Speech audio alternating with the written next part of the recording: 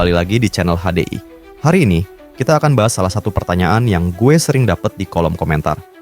Bang, kalau mau monet, mendingan shorts atau long video? Atau malah kejar dua-duanya? Gue udah pernah monet baik itu di video long maupun video shorts. Hari ini, kita akan bedah bareng mulai dari karakteristik masing-masing format, apa situasi yang cocok, dan mitos-mitos lainnya seputar shorts dan long.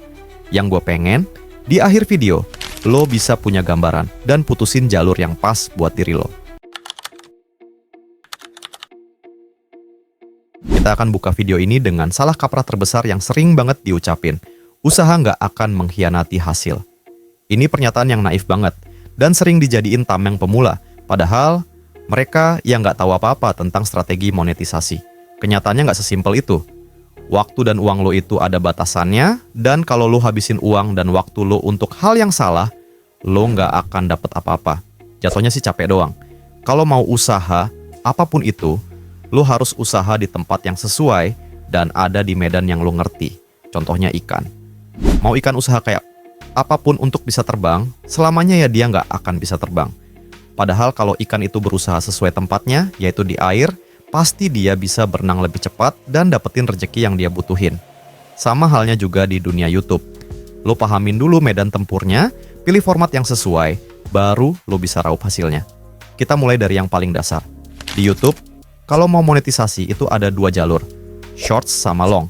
Shorts itu targetnya 10 juta view dalam 90 hari, sedangkan long itu 4.000 jam tayang dalam 365 hari. Ini aja orang banyak ketuker.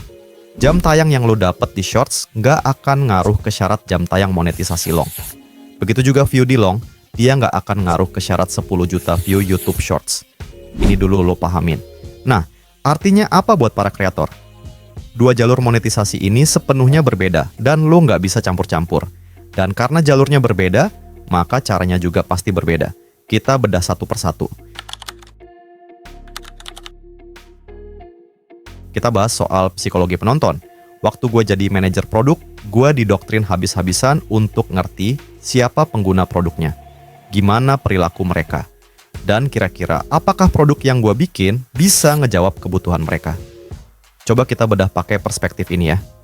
Disclaimer, ini menurut observasi dan pengalaman gue selama ini aja. Kita bisa bedah karakter penonton dari format shorts itu sendiri. Pertama, kita lihat jalur distribusinya. Jalur distribusi utamanya itu lewat shorts feed, di mana setiap pengguna yang klik feed ini akan langsung disodorin video sesuai dengan apa yang mereka selama ini tonton. Kedua, cara tontonnya cuma perlu swipe-swipe doang. Kalau suka, bakal ditonton. Kalau nggak suka, bakal di-skip. Jadi effort buat nonton dan skip itu gampang banget. Ketiga, format durasi.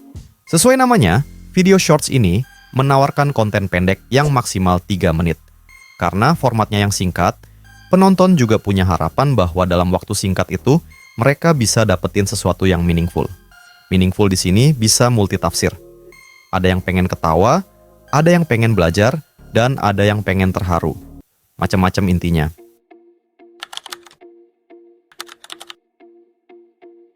Nah, apa artinya 3 hal tadi buat kreator? Di shorts, untuk distribusi video, lo nggak perlu ribet mikirin SEO, judul panjang, thumbnail, atau jadwal upload sekalipun. Orang nemu video lo langsung dari feed. Di sini murni algoritma yang main.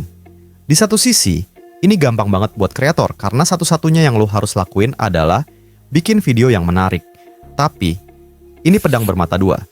Meskipun distribusinya gampang, yang bikin naik shorts itu cuman performa videonya. Kalau isi videonya bikin orang berhenti scroll dan nonton sampai habis, algoritma bakal dorong lebih jauh. Kalau enggak, ya video lo cepet tenggelam. Selain itu, umur dari video shorts itu terbilang pendek juga. Kalau di rentang 14 hari grafik video lo udah flat dan total view di bawah 10.000, lo lupain aja harapan itu video bisa viral. Yang lo bisa lakuin cuman move on. Nggak usah diutak-atik lagi. Gue bisa ibaratin kalau setiap video yang lo keluarin itu kayak taruhan. Kadang bisa hoki, kadang bisa gagal. Di satu video shorts, pendapatan terbesar yang pernah gue dapet itu 32 juta rupiah untuk 16 juta view. Sedangkan paling rendah yang pernah gue dapet itu kisaran 2.000 rupiah. Itu cuman dapet sekitar 1.000 view. Dan perlu diingat, kalau ini penonton gue mayoritas luar negeri. Kalau lo bikin shorts dengan target Indonesia, udah pasti lo cuma dapet receh doang. Poin gua, rentang pendapatan shorts itu naik turun banget. Kadang bisa buat makan steak, kadang beli Indomie aja kurang. Selanjutnya, soal durasi. Durasi tontonan yang singkat, artinya lebih mudah buat kreator bikin videonya. Lo nggak perlu komitmen waktu banyak untuk bikin video 30 detik. Skill editing di sini nggak begitu berpengaruh, karena toh videonya pendek banget. Intinya, lo nggak perlu keluar energi dan uang banyak buat produksi video shorts. Shorts ini cocok banget buat yang masih mau coba-coba nyemplung di YouTube, sekalian sambil jalan ngembangin skill editing dan meraba-raba kebutuhan penonton itu kayak apa. Jadi kalau lo emang nol banget dari segi skill editing, cobain dulu bikin shorts, hitung-hitung latihan ngedit dan nguatin otot konsistensi lo. Kesimpulannya apa? Shorts itu kayak poster di jalan. Murah dicetak, cepet dilihat, tapi orang sering lewat begitu aja. Usahanya kecil, tapi hasilnya juga kecil. Shorts cocok buat pemula yang nggak bisa ngedit, mau ngelatih konsistensi, dan dapetin feel untuk ngerintis YouTube pertama kali. Gue udah banyak ngebahas cara bikin video shorts. Cek aja video-video di channel gue. Video di channel gue nggak banyak, tapi gue bisa jamin kalau lo merhatiin, lo pasti ngerti dan bisa terapin sendiri.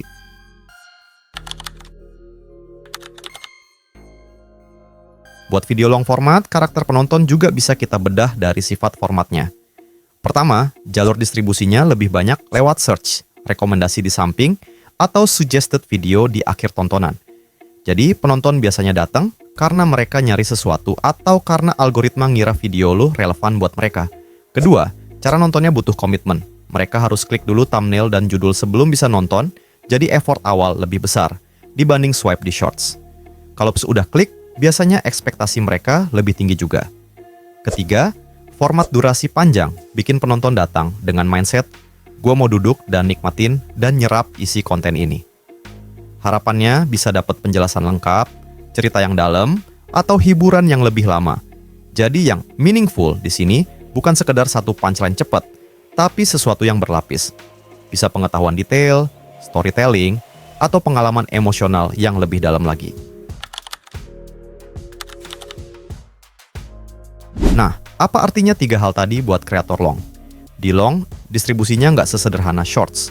Orang nemu video lo biasanya lewat search, rekomendasi sidebar, atau suggested video. Artinya, SEO, judul, dan thumbnail jadi penting banget. Beda sama shorts yang mainnya full algoritma, di sini penonton harus klik dulu sebelum nonton. Jadi bukan cuma isi videonya yang dinilai, tapi juga seberapa clickable lo bikin judul dan thumbnail.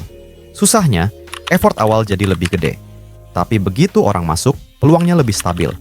Long video yang evergreen bisa tetap ditonton bertahun-tahun, dan grafik view-nya bisa panjang banget, nggak kayak shorts yang umurnya cuma hitungan minggu. Dari sisi durasi, long format jelas makan tenaga. Editing, script, bahkan riset perlu lebih serius. Penonton yang klik long video datang dengan ekspektasi tinggi. Mereka siap duduk, nyimak, dan dapat sesuatu yang dalam. Kalau lo cuma ngasih isi yang receh, mereka bakal cabut. Tapi kalau lo bisa kasih konten yang lengkap dan konsisten, trust yang kebangun jauh lebih kuat. Gue bisa ibaratin kayak nulis buku tipis versus buku tebal. Buku tipis gampang keluarin, tapi cepat juga orang lupain. Buku tebal butuh waktu, tapi kalau isinya solid, orang bisa nyimpen lama dan balik lagi. Soal pendapatan, long jauh lebih stabil dibanding shorts. RPM dari long biasanya lebih gede karena iklan bisa dipasang di tengah video, mid-roll. Jadi kalau shorts lo untung-untungan, di long lo bisa lebih prediksi hasilnya. Apalagi kalau targetnya sama-sama Indonesia, long jelas jauh lebih worth dibanding shorts yang cuman ngasih recehan. Channel gue ini, RPM mungkin di kisaran 20 sampai 40 ribu. Lumayan bervariasi dari waktu ke waktu. Tapi ya setiap gue rilis video, gue udah tinggal tidur aja karena gue tahu umur videonya akan panjang banget. Kesimpulannya apa? Long itu kayak ngebangun rumah. Mahal, lama, ribet. Tapi kalau jadi, lo punya aset yang kuat dan bisa dipakai lama. Long cocok buat kreator yang udah lebih siap, punya konsep jelas, punya tenaga buat ngedit, dan pengen bikin fondasi channel yang solid. Kalau lo serius mau main di YouTube jangka panjang, long format ini nggak bisa lo lewatin. Kalau lo kejar dua-duanya, dampaknya lumayan campur aduk.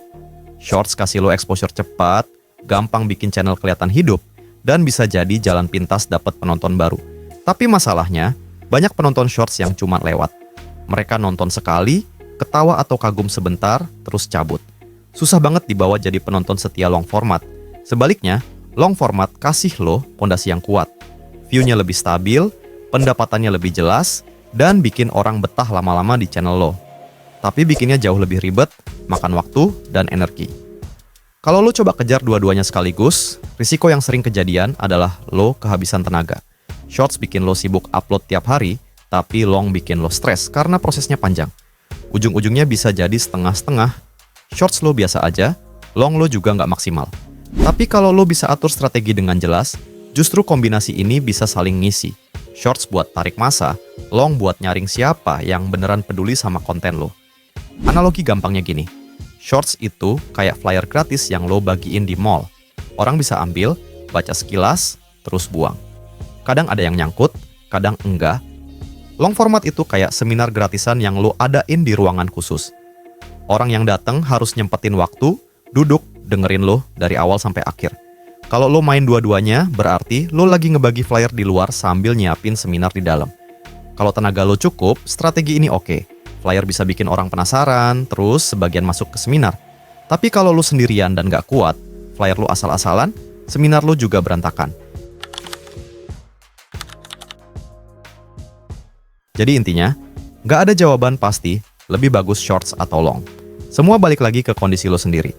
Kalau lo masih pemula, skill editing masih cetek, dan pengen cepet belajar konsistensi, shorts bisa jadi pilihan aman.